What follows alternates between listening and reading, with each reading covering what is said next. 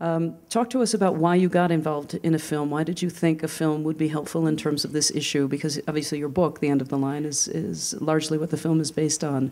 So talk about that relationship, and Rupert is here, but we'd love to hear from the person that did the research and sort of the content on which the film is based, about your relationship to the film itself.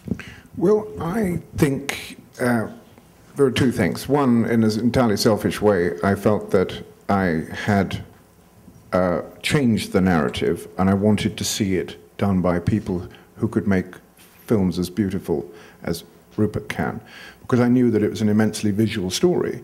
But in the first take, you always have to start with a person, with a pencil and a piece of paper, and I just started there. But this narrative has got to get out there.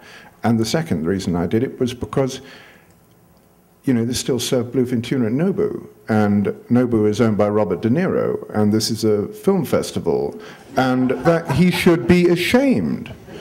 And, you know, unless it's a sort of only connect thing, unless we take these things that people might otherwise think were rather complicated and put them in the areas where people spend their daily lives reading, celebrity magazines, watching what other human beings are up to. Unless we take these rather apparently arcane things that are actually of incredible importance to me and to Rupert and to our film team, and we won't eat certain fish anymore, and say to these people who are the opinion leaders and fashion leaders in the food industry, this is not acceptable, then we won't get the trickle down to the poor old fisherman who's just doing what they pay him good money for.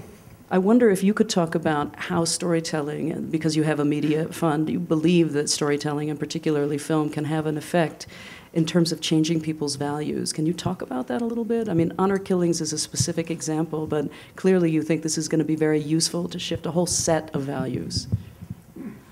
I think there are two pieces of this that I think are very important, and I say that first because I think it's very easy when we sit in the West to otherize what you see in a place like Iraqi Kurdistan, which is where this was filmed and where the Global Fund for Women supports actually 2 or 3 quite extraordinary women's groups working on honor killings, amongst other things, which is to say that the culture of acceptable violence against women that exists across the world, including right here in this country, is truly one that should make us sort of not sleep at nights. Every 6 minutes, a woman in this country is raped. Most of the murders that have happened to women in this country in the last year, year after year after year, are by someone who is very intimate with them. The process, I don't know how many of you saw recently, the connection between a culture of militarism and violence, which Iraqi Kurdistan has experienced, as has the rest of Iraq, as has the United States, as has Israel, on and on and on, DRC, Darfur, exacerbates what already exists in so-called times of peace. So in so-called times of peace, you see it's okay to slap or beat or kick a woman, because so she would learn.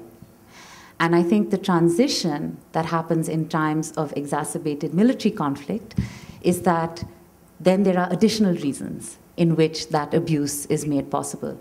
So for me, I think the importance of telling these stories is not only to be able to see, to shine a clear light in places where very often women actually don't have the ability to speak in their own voices, or when they do speak with their own voices, as you heard that young woman say, they are threatened literally with their lives in terms of their tongue being cut out or being killed.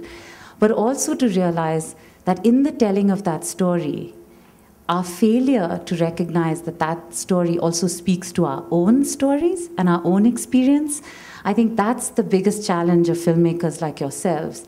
You're making films about things that are truly heinous crimes in other parts of the world for Western audiences. But you have to be able to do that in a way in which Muslim women or Hindu women or Turkish women or women in Africa are not put in this other strange position of now the West will come to save us. There is right now actually one of my concerns about Obama's position on Afghanistan is that the reason we need to increase troop presence in Afghanistan and militarize further in Afghanistan is to save the women. As the women of Afghanistan said to us, you didn't worry about us for 25 years when there was a civil war raging, and it was not until 9/11 that you decided you were going to come to liberate us. So I think one has to be very careful in narrative, again, about how one frames narrative. This is not as though Western civilization one day woke up and was like, oh, how terrible, we've not remembered women's rights. Oops, sorry, meant to include that. No, as we heard, from Elizabeth Cady Stanton to Mary Stone Wollstonecraft, it was a long, hard, and continuing struggle for that recognition. So also in other parts of the world. And if filmmakers, and if media, and if storytellers can begin to join those narratives together and also allow women to tell their own stories in their own voice from different parts of the world, then we will have been able to do something to begin to shift and change cultures, not from an assumption of superiority of one culture over another, but rather from a shared understanding that this is something each one of our cultures is afflicted with and grapples with in its own ways. So I wonder if you could talk a little bit about, trying to create this paradigm shift and the tools that you use, because it really is a kind of radical rethinking, even though after we listened to you for 2 minutes and other people like Majora, we understand this to be an aha. Of course, we should have thought about it this way. Mm-hmm. So just talk about that, operating in that place where there's a paradigm shift we're on the cusp of, and that's where you are with your work, using film, you're lecturing all the time, et cetera. Well, first of all, Majora Carter is the Rosa Parks of our new century, in that she was, you think about Rosa Parks, one woman took a stand in a small town, Montgomery, not the biggest city by far in the South, but she set an example that others were able to follow, and then Montgomery, you can say Montgomery anywhere in the world, and people know about that achievement. One person, one woman, small town, huge impact. That's Majora Carter with the Sustainable South Bronx initiative. They took a community that she had grown up in, poor, violent, disinvested in, and she greened it, working with others. And so I just want to say how important she is. And she really, I think, represents the convergence of race and class and gender and ecology and politics and hope and beauty in her person. And she's a huge, huge blessing to us all. What she stands for is what's right. If we're going to survive, it's going to be because we figured out a way to have a green economy, an economy that honors the earth, that restores our relationship to our sister and brother species. But we can't get to a place where we restore that covenant with our sister and brother species if we don't also have a different covenant with our sisters and brothers. That's the challenge. If you're going to have a green economy, we can't have any throwaway species. We can't have any throwaway resources. We can't have any throwaway children or neighborhoods either. The green economy can't just be about reclaiming thrown away stuff. It's got to be about reclaiming thrown away lives. That's the moral challenge. The moral challenge of the new century is to build a green economy that is strong enough to lift millions of people out of poverty, to build a green economy that Dr. King would be proud of. And it gets real simple at that level. I mean, in some ways, I spent all my time dealing with Congress and transition team and all this stuff, but at its core, it's just that simple. And the reality is you can't beat global warming if you don't green our cities. Right? 75% of the greenhouse gas problems, cities. Trucking food in from all over the place, buildings that leak all kind of energy, traffic patterns. So if you want to beat global warming, you've got to green our cities. You've got to figure out a way to do rooftop gardening, community gardening, and vertical gardening. You've got to figure out a way to get away from this horrible meat-based culture, which I'm still a part of, and start doing things very differently. You've got to weatherize, retrofit millions, but all that's jobs.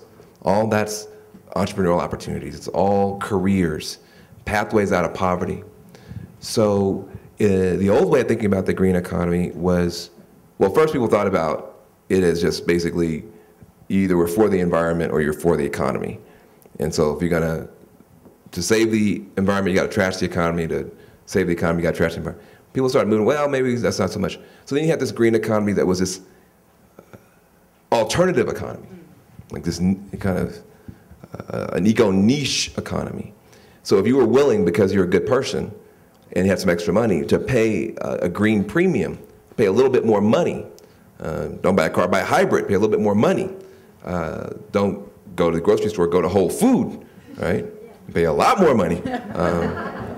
You know, we call Whole Food whole paycheck in my community. You know, a lot more money. You'd be healthy, you'd be hungry. But, you know, there's not that much food. So then, you know, so it's something you could buy your way into, you could pay your way into, something for affluent people basically to spend more money. We're talking about a green economy that's about ordinary people earning more money and about low-income people saving more money, because you can't go to Whole Food, but we've brought in the farmers markets, we've brought in the community gardens, and now the food is closer to you, it's healthier, and it costs less. Your home leaks less energy because it's been weatherized and retrofitted, but we're also putting up less carbon because of that. That's the vision. Now, part of, I think, what's important to recognize is that we're playing real ball now. We're going to spend $1 trillion, the government's going to spend $1 trillion between now and Easter, or at least put $1 trillion in motion, in play.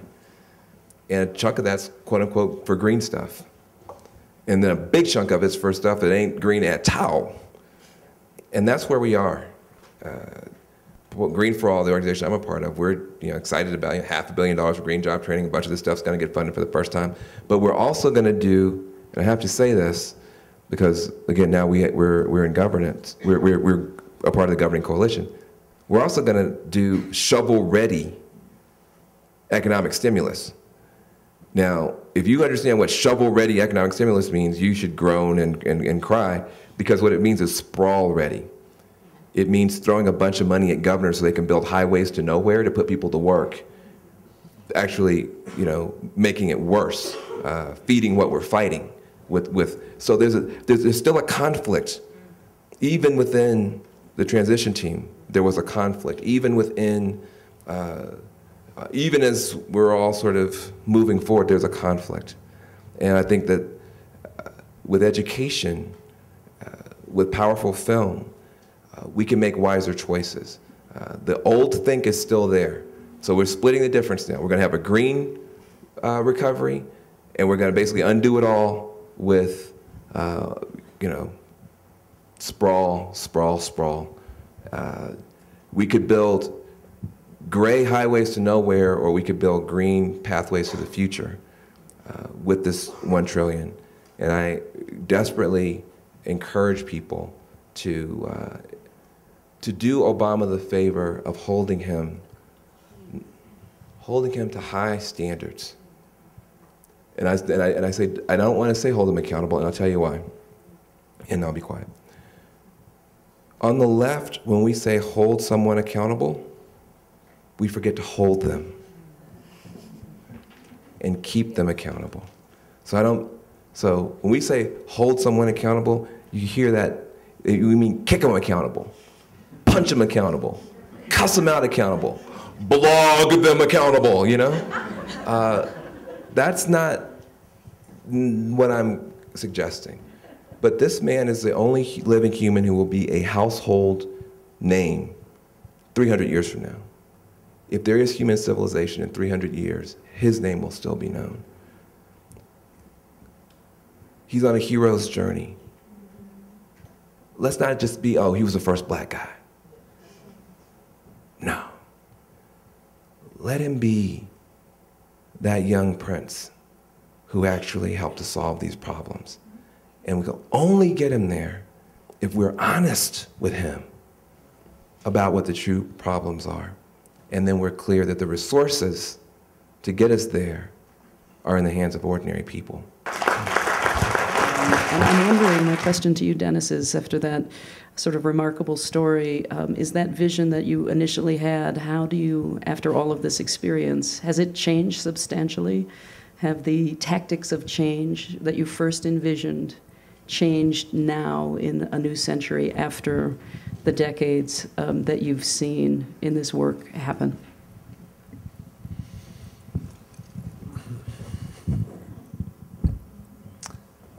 You know, it's kind of funny after the introductory comments that I made here, which were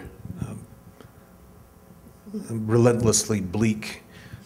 Somebody once commented that at least the old and grizzled environmentalists have a congenital aversion to good news. And there is a fair amount of good news out there and reason to be optimistic.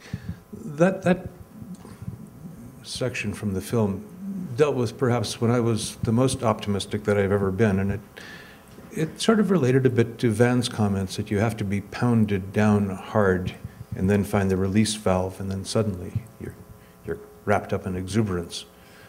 Sometimes, as we've learned, irrational exuberance, but exuberance nonetheless. That was a time in American history when we were the world's leading grower of biological warfare weapons, when we had the world's largest nuclear weapons arsenal, when we were invading a small Asian country where we were on the wrong side of a civil war, where African Americans were trying to eat at lunch counters and integrate drinking fountains and get a decent education and being hosed down with fire hoses and have police dogs attack them and being thrown into jail. And I was young, I was filled with hormones, I was doing this vast sort of thing, but I was kind of ashamed.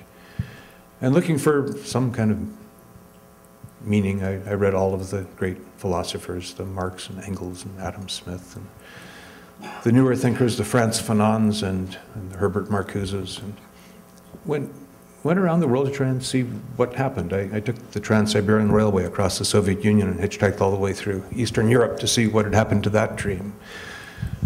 Roamed around Algeria to see what had happened to Frantz Fanon's new man. It was a sex era, but new man baptized in a revolution of violence and fire, and looked at everything that I could find and wasn't finding much that gave me hope until I sort of pitched together these ideas that I'd picked up almost through osmosis in a National Science Foundation summer institute after my junior year in high school, and patched it together with what I thought were some of the major problems that were facing our species, and came out of it robustly optimistic.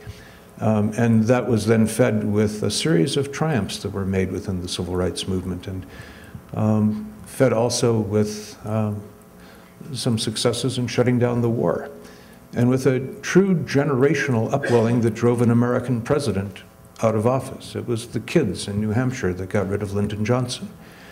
And some says I brought us Richard Nixon, but we'll focus on the upside.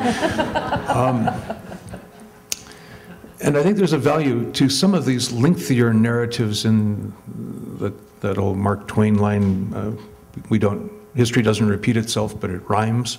There are lessons to be learned as we do this. When we launched the first Earth Day, many of the most vibrant groups there were environmental justice groups. They didn't deal with the issues that environmental justice deals with today. They dealt with freeways cutting through inner city areas, and they had these ferocious demonstrations to try to stop the freeways, and it was 90% black. Groups in St. Louis who got a fair amount of visibility because they made lead paint in walls and rats environmental issues in ways that it hadn't occurred to. Meat were environmental issues before that, but as soon as they uttered the words and put on the demonstration, it resonated with the country. We forget in terms of jobs and issues that the principal source of financing for Earth Day was organized labor. The largest single contributor was the United Auto Workers at a time when our principal agenda was to utterly transform the American automobile and to take money out of the Highway Trust Fund and put it into public transit, which we got done in the first couple of years. The first spin-off from my organization, a new one that we set up at that point, was something called Environmentalists for Full Employment. We've been through all of these things, and we've had a period where those coalitions achieved just extraordinary accomplishments. I mean, the laws that were passed between 1970 and 1973 in this country have probably sent at least $2 to $3 trillion in a direction they would not have gone into were it not for the Clean Air Act, the Clean Water Act, the Safe Drinking Water Act, the Endangered Species Act, the Marine Mammal Protection Act, the National Environmental Policy. I mean, on and on. It was an astonishing 3 years that fundamentally changed the rules by which American business does business. And it was environmentalists working with government as allies to get these things accomplished. First EPA had Bill Ruckelshaus, a Republican, was just extraordinarily good. You know, a person that you could really talk to. He got it. Courageous, as you saw when he was fired, because he wouldn't fire the Watergate prosecutor when he later became Attorney General, so Nixon fired him as Attorney General. Wonderful, wonderful things. There was a time in the Carter administration when there was this huge commitment to renewable energy. I ran the Carter administration's National Renewable Energy Laboratory. There's basically nothing we're talking about today in the efficiency realm and the renewables realm that we didn't have then. Some of it's cheaper now. But I allowed myself once again to be caught up on this tidal wave of excitement. Literally thought we were going to transform the world. If we'd had 4 more years, I think we'd have done it.